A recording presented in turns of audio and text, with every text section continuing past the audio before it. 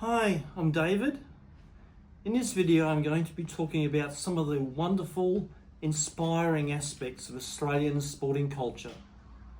The aspects which make us all so proud to be Australian. I'm also going to be talking about some of the disgusting, horrible aspects of Australian sporting culture. Aspects which make us so embarrassed and even ashamed to be Australian. I think one of the greatest aspects of Australian sporting culture has to do with horse racing, mainly the Melbourne Cup. It's incredible. Here we go, first Tuesday of November, and the whole nation stops. It's something which people from other countries simply can't understand. It still amuses me that there are people who haven't got the slightest interest in horse racing for the other 364 or 365 days of the year, suddenly become experts on that same day, on that first Tuesday of November. And not only that, but people such as you or I, we're just as likely to pick the winner of the Melbourne Cup as all those so-called experts. Why? It's because the Melbourne Cup is such an integral part of Australian sporting culture, and indeed Australian culture generally. I think one of the greatest ambassadors for Australian sport, for horse racing, for all aspects of Australian culture, is Gai Waterhouse. She's such a great trainer, a wonderful person, a wonderful lady. She's the sort of person who, if you or I were to invite her to have dinner, she would make us feel as if we are the celebrities, not hers. Her success, she's trained several Melbourne Cup winners, and her humility are her trademarks. Whenever I see her on television, I always think, what a beautiful, beautiful person. I always think too, I'm so proud to be Australian when I think of her. And also her success and her trademarks, the fact that the way she presents herself. She doesn't get drunk, she doesn't abuse people, she treats people with respect. And that's a sort of element of Australian sporting culture which really puts a smile on my face. Cricket has been such an integral part of Australian sporting culture also for 150 years or more. And it's interesting how it's lifted up spirits of our nation up, especially in that time around the Depression, and seeing how Don Bradman was just so fantastic. He really lifted up the hearts of the nation. And still in relation to Don Bradman, it was interesting that in the infamous Bodyline series of 1932, 1933, that the way the English bowled and the way they had their format to defeat Don Bradman, it was within the laws of the game. But really, it wasn't within the spirit of the game. I wouldn't call it so much bad sportsmanship, but they just bended the rules a little bit. It's interesting though, how did the Australian team and how did Australia as a nation react to Bodyline? What they showed was they whinged. The Australian nation whinged. So it's quite ironic then that ever since that time, that Australians have always accused English cricketers and English fans of being whingers. Ever since that infamous Bodyline series, again, it's so ironic that ever since then, the Australian cricket has been known for such a sick degree of arrogance, of bending the rules, of bad sportsmanship, and of bad behaviour as people generally. I think one of the really worst elements of that was 4 or 5 years ago, I think it was now, when Australia was playing in England, and one of the English players was run out or stumped. Now, yes, it was within the laws of the game, but so was Bodyline. But how did the Australian players and the Australian nation react? Well, they said, well, that's okay. Serves him right. They were so arrogant. It was so disgusting. And no wonder the English people are still complaining about that infamous situation. It's got in my mind some of the players and the Australian players. They were just so disgusting, such toffee-nosed, etc., the looks on their faces. And they still, even now, don't see anything wrong with the way they behaved. It was bad sportsmanship at its very worst. It was arrogance at its very worst. Now, about 5 or 6 years ago, something like that, there was the infamous incident in South Africa when there was alleged cheating. Now that incident is now known as Sandpapergate. I don't know how some of the players, the Australian players, got away with such light sentences. Ever since that time, I thought, enough's enough. I'm not going to support Australia in cricket anymore, the way they play like that. Now, it's interesting too that about how Australians behaved on flights to England and other countries. You think that the players would behave responsibly, that they'd say, here we are, I'm in a proud position, I'm so proud to represent Australian cricket, I'm going to behave responsibly. But did they behave like that? Or do they behave like that? No, of course not. What so many cricketers have done on flights to England and other countries is decided to see who could drink the most alcohol on those flights, to get themselves drunk on those flights. I mean, what is so terrible about that? Don't they see any responsibility they have to other cricketers who love to represent Australia, or other young aspiring cricketers? No. They laugh about it now and think, oh, how great was the flight to England, getting drunk, drinking all those beers. To me, I say that was simply absolutely disgusting. And now, former deceased player who died 5 or 6 years ago, he was a great cricketer. But as a person, how did he behave? He got drunk a lot of the time. He had no respect for women. In fact, he treated women like dirt. And his arrogance was also a trademark. I get so sad, so sick, such a sick part of Australian sporting culture that former player is regarded in such high esteem. Just because he's dead doesn't mean he's not a pig. I think it's to Australia's shame that player, that so-called legend, is regarded in such high manner. To me, that player was a disgrace. And if you think he was a great player, good on you. If you think he was even a nice person, I think you need to think again. So many players of the Australian cricket team have shown that arrogance and shown that enjoying that part of getting drunk as part of their lifestyle. So sick. So sad. Australian cricket has a lot to be ashamed about.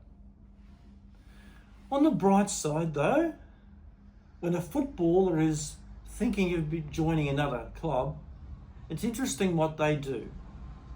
What they first of all do is say, yes, this is a great opportunity to make more money, to have a new start on life, to join some new players would be great. Good on them. But a key element of what they do when they join the new club is to consider the culture of the club. They think, oh, can I fit in with this culture of the club? And the new club, they have the same attitude to this new player. Now, when this new player joins the club, and I'll say Collingwood, for example, because I know and love Collingwood so much, what they do, they make the player feel welcome, as if he's just one of us. Secondly, they are told in no uncertain terms, they say, listen, you need to work on improving your own skills, and you also need to really work on your team, on being friends with your teammates, on your cooperation with them. So you're part of a team, it's not you for yourself. And if you don't do that, if you don't work on your skills, on your teamwork with your teammates, you won't be selected. As simple as that. Third, they are told that arrogance and a degree of entitlement are simply not allowed. And fourth, and this is so important, they are told that you should be so proud to be a member of the Collingwood Football Club. And with that comes responsibility. If you don't behave in a responsible manner on and off the field, get away from this club. Collingwood, what I love the most about the club is the culture of the club. It's got a family atmosphere. I think one of the greatest speeches I've ever heard was when the mother of one of the players had a great speech just before they played a game. I won't mention the player's name in case he gets embarrassed, but oh wow, it still puts shivers up my spine. And talking about family and community and culture, what two greater examples could there be than Josh and Nick Daicos? They are so skillful. They train so hard. They keep on improving their skills and they run so hard. There's no limits as to what they achieve. They have no arrogance about them, no sense of entitlement. And when they are out in the general public, they present themselves so well. They are just perfect gentlemen, perfect players, and I'd even say perfect representatives of Australian culture. Now, if I could be granted one wish, it would be to spend a week training with the players at the Collingwood Football Club. It would be so wonderful not just to meet the other players and the coaches, but also to actually train really hard with them. I think we'd learn a lot from each other. Yes, that's what I love about Collingwood, and that represents a true element of Australian sporting culture.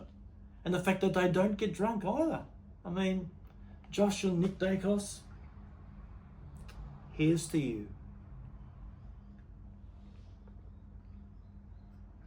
Now, if anyone from Collingwood can arrange for me to actually train with the players for a week, just 1 week, next year, see my contact details at the end of the video. Now, many years ago, a rugby league club won a grand final, a top rugby league club. The way they players trained and played was simply outstanding. Their teamwork was fantastic. Watching them win the grand final was just magnificent. I really supported that team at that time. But when they won the grand final, how did the players celebrate? Were they so proud of themselves for their achievements, for the work they'd put in? Did they congratulate each other on the work they'd put in? No. What happened? How did the players celebrate? Prepare for a shock. The owner of the club sent them to a location where they were provided with free alcohol for days on end. The players got drunk. All the players got drunk. And to make it even worse, prostitutes were provided for the players. How sick was that? The depths of depravity which happened through that club. those players, the way they behaved themselves, how sad, how sick that could happen. What makes it even worse is the fact that years later, the players don't talk about how great they played in the grand final, or how great that was in the way so-and-so scored a try and the great defence and all that. The players have great pride and they have smiles on their faces, talking not about the way they played, but about how drunk they got and about how they treated women. No respect, treat them like dirt. For such a club to do that, then how? Why? And to make it even more worse, some of the players from that club, even now, have a high media profile. And there's also like a way they talk about it with every second word is a swear word or it's a double meaning. And I think, what sort of responsibility do those players have, or did they have? And I also think about, say, some teenagers, maybe a 13 or 14-year-old now, thinking, I'd love to be part of that club. And the message from that club is saying, yes, it's great to be a member of a club like that. It's great to train hard and to win games. It's even fantastic to win a grand final. But the best thing about all of that? The best thing is to have, when you do celebrate a victory, to get drunk for days on end and to treat women like dirt. What sort of a sick message does that send? How dare they? How dare they? Now there's another rugby league club which has a disgraceful culture. Now these are just some of the incidents involving players past and present. Now for legal reasons I'll spare the details and I won't name the club or the players. 1. A player, under the influence of drugs, drove into another car in which the driver and passengers were injured. They are still recovering. The player, however, was given a token fine and was still allowed to play in a big match. 2. A player was charged with 4 offences after a 5-hour drinking session. He has an apprehended violence order against him. 3. A former player has been arrested for alleged drink driving and drug possession. 4. A current player repeatedly got drunk and has been found with cocaine on multiple occasions. 5. 2 stars have come under fire for being friendly with a confessed domestic violence offender. 6. A player was fined for dangerous operation of a motor vehicle, and it's a miracle no one was killed. 7. A former player was treated in a rehab clinic for drug and alcohol abuse. But what happened when he got out? He was involved in more alcohol and drug offences. 8. A former player was arrested again for alcohol-fueled violence. 9. A player was charged with using offensive language and intimidating police. He unleashed a tirade of abuse at a female police officer. No conviction was recorded, but because he is a high-profile player, he got away with it. But if you or I were to have done the words and done those actions, you and I would be sent to jail, and rightly so. I was so sickened, so disgusted by what that player did. I felt I had to do something. So what I did, I wrote out a 1-page statement. I went over to the police station, that same police station where that player abused the female police officer, and I gave them that 1-page statement saying, Look, not all people are like that. It must be so hard being a policeman, having to deal with such animals. And do you know how the policeman reacted to that statement? He cried. And so did I. I would even say it was one of the most proud days of my life that someone should behave in such a responsible manner. Someone should stand up for the police and stand up against drunken behaviour of footballers, offensive behaviour by footballers. Now, I've got a question for you now. How do you feel, yes, you feel, about past and present rugby league players of that club and other clubs, not all clubs, but a lot of them? How do you feel about those players, past and present, having sex with children? Yes, having sex with children.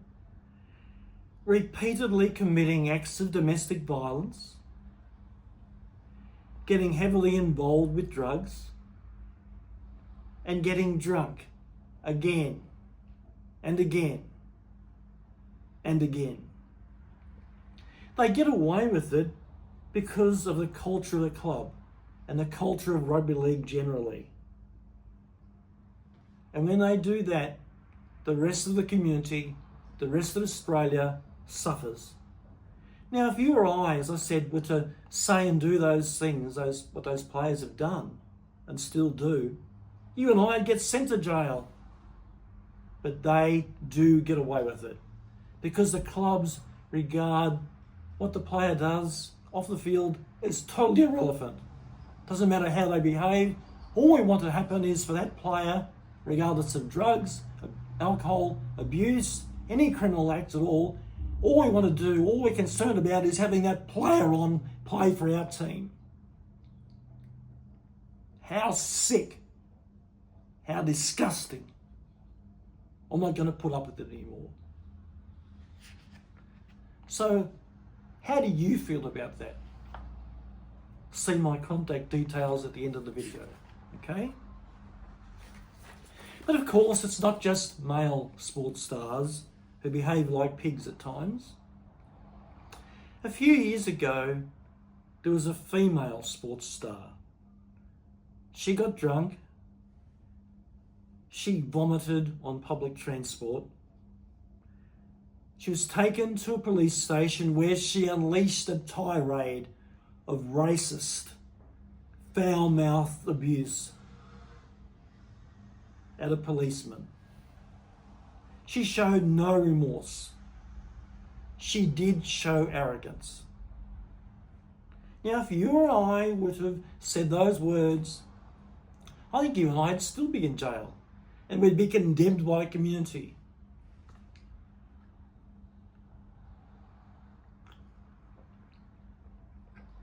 But because she was a female, high-profile sports star, she wasn't condemned.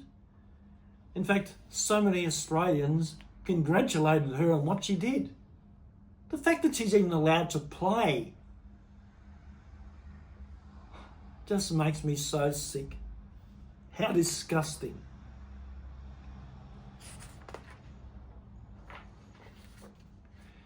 On the bright side though, it's about time we come to the bright side. At the 2024 Summer Olympics, one of the Australian women's relay teams won a gold medal. The way they celebrated their success, the smiles on their faces, put a smile on my face, and I'll probably put a smile on your face. In fact, I'd say Australia as a nation, we smiled and celebrated. They didn't get drunk. They didn't turn to drugs. No foul-mouthed abuse. No. They were just so natural. The way they just jumped into the pool like little children. It was just, puts a smile on my face even now. And there's no doubt, I reckon, when it comes to the 2032 Brisbane Olympics, there will be some people who will win Olympic gold medals and I'll be asked, how did you come to represent Australia and what inspired you to lift and to perform at these 2032 Brisbane Olympics? And I'll say, what we did, we saw an Australian swimming relay team win a gold medal, and we thought, wow, that can be me. Yes. Oh yes. There are two other aspects of Australian sporting culture which always put a smile on my face. One is when Australia won the America's Cup after 132 years of trying. The whole nation celebrated that day. They weren't expected to win, but they did. Another great moment in Australian sporting culture was when Stephen Bradbury won a gold medal at the Winter Olympics.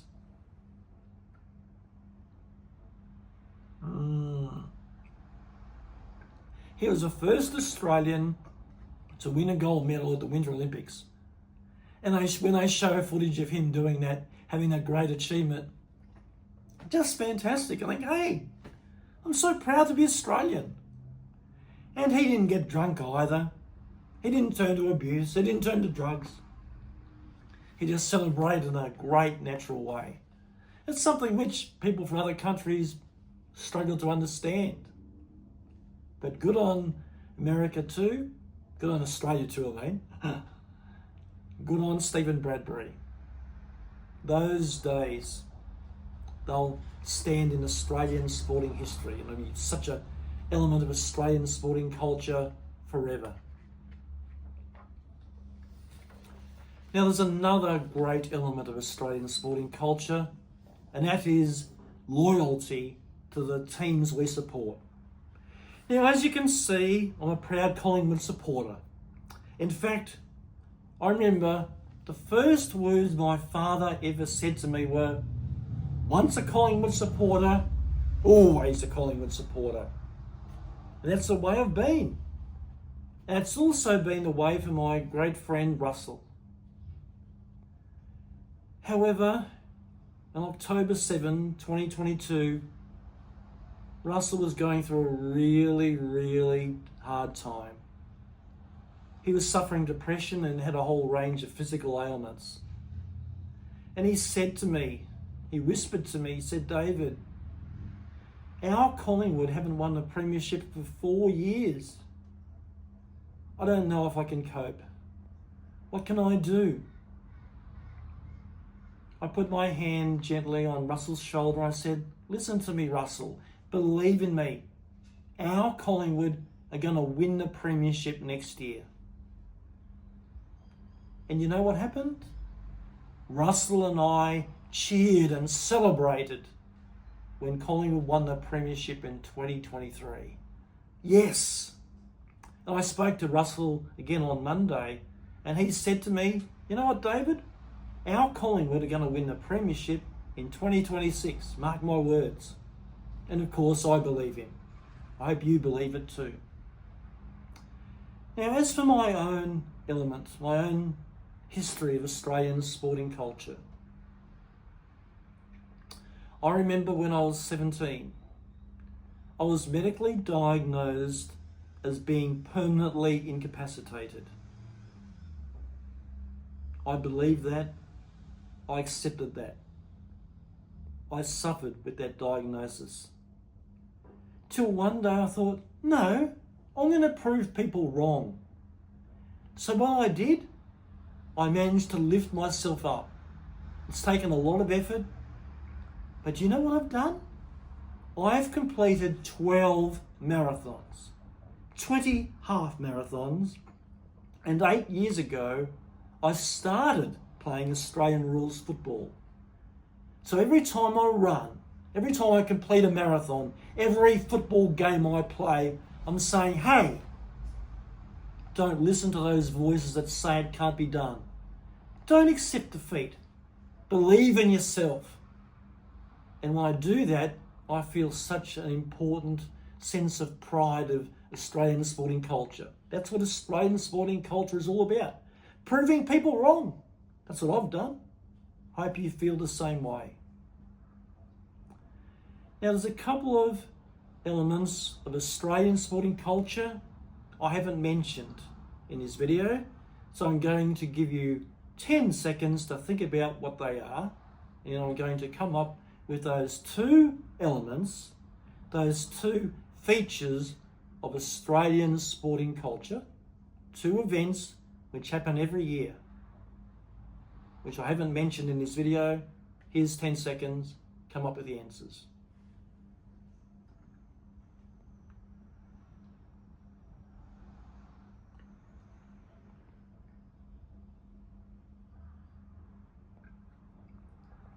How'd you go with that?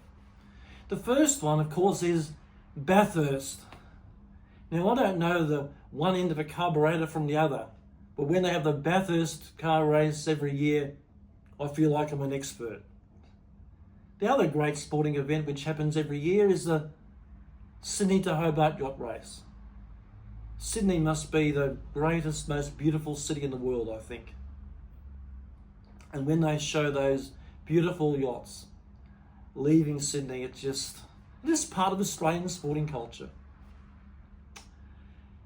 Now, I've got some more questions for you, which I'd like you to answer and send what you think are the right answers to me, and I'll see my contact details in the bio below.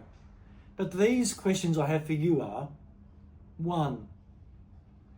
Which Australian sportsman and which Australian sports team do you feel make you feel so proud to be Australian and represent the best elements of Australian sporting culture? And which Australian sportsman and which Australian sports team do you think represents the worst of Australian sporting culture and make you embarrassed or ashamed to be Australian? Now, I'm really, really curious to find out your answers. So as I said, see my contact details in the bio below. Thanks again.